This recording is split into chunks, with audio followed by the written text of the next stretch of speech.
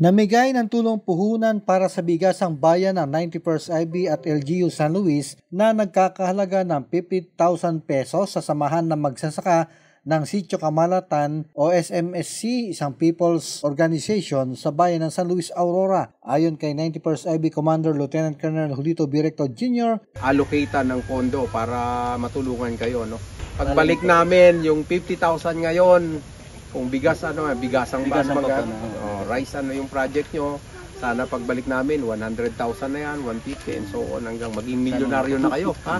Pinangunahan nila ni Acting Civil Military Operation Officer 2nd Lieutenant Jessamine Naman, Charlie Company Executive Officer 1st Lieutenant Stewart Serbo at San Luis Mayor Ariel A. De Jesus ang awarding sa Barangay 4 na nasabing bayan. Ito po initiative po talaga ng Philippine Army na kung paano magkaroon ng magtulungan ang LGU sa San Luis.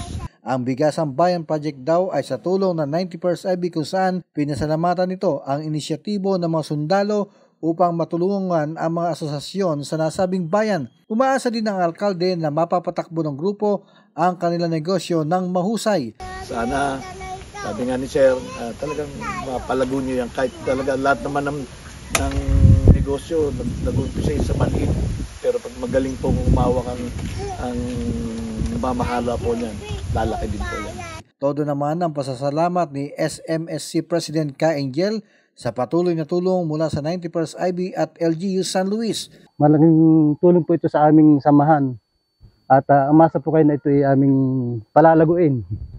Ang pagiging bukas palad daw ng gobyerno ay nagsisilbing inspirasyon kung saan malaking tulong ito sa kanilang grupo. Gagawin daw nila ang lahat ng pamamaraan upang magtagumpay sa napili nilang negosyo.